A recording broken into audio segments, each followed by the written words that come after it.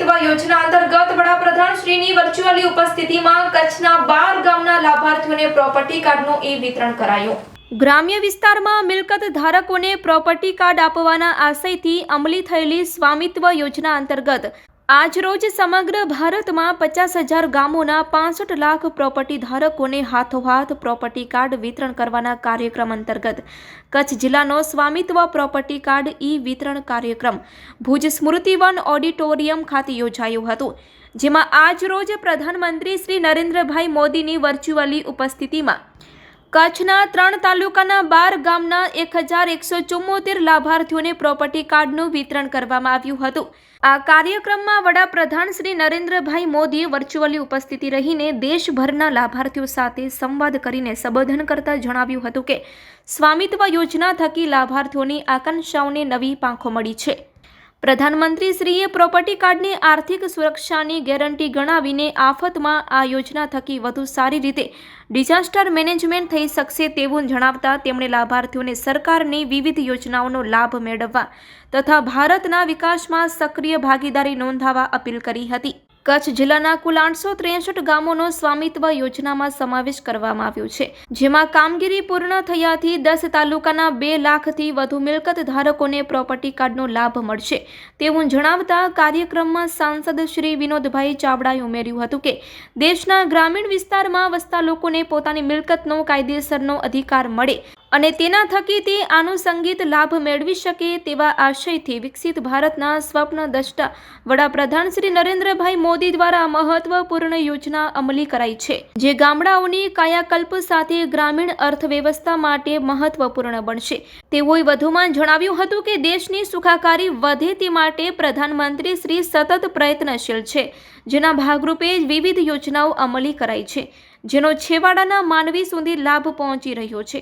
તેમણે property card મળવાથી આંતરિક કલેશ દબાણોના પ્રશ્નો દૂર થવા સાથે બેંક લોન મેળવી જેવા અનેક લાભ મળશે તેવું જણાવીને દરેક નાગરિકોને જાગૃતતા સાથે વિકસિત ભારતના સપનાને સાકાર કરવા સહયોગ આપવા અનુરોધ કર્યો હતો।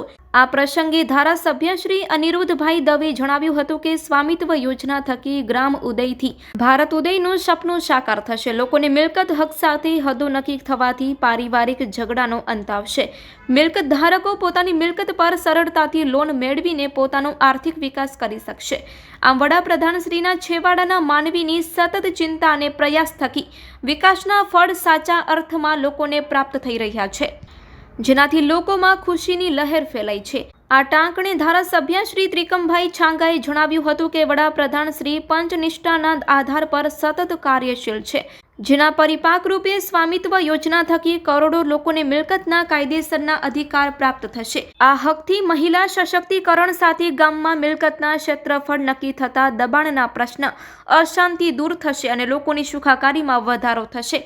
સરકાર દ્વારા પણ વિકાસના કામો કરવામાં વધુ સરળતા ઊભી થશે।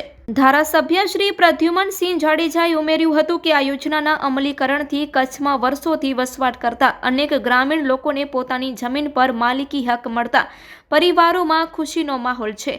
આ યોજના અંતર્ગત હજુ પણ આનુષંગિક સુધારા વધારા કરીને પ્રશ્નો ઉકેલવા સરકાર કટિબદ્ધ છે। કાર્યક્રમમાં મહાનુભાવોના હસ્તે ગ્રામીણ લાભાર્થીઓને પ્રોપર્ટી કાર્ડનું વિતરણ તથા સ્વચ્છતા શપથ લેવડાવવામાં આવ્યા હતા।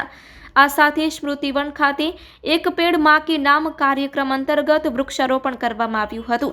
કાર્યક્રમમાં શાબ્દિક સ્વાગત સાથે સ્વામિત્વ યોજના અંગે ઉપસ્થિતિઓને જિલ્લા વિકાસ અધિકારી શ્રીએ એસ.કે. પ્રજાપતિએ માહિતી આપી હતી।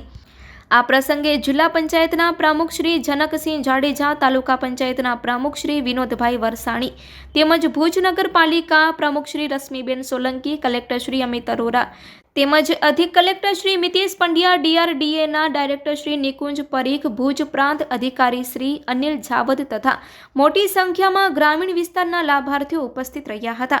આ કાર્યક્રમને સફળ બનાવવા જિલ્લા નિરીક્ષક જમીન દફતર શ્રી એચ.એસ. રબારી સહિતની ટીમે જહેમત ઉઠાવી હતી અને આ કાર્યક્રમનું સફળ સંચાલન શ્રી મનન ઠક્કરે કર્યું હતું।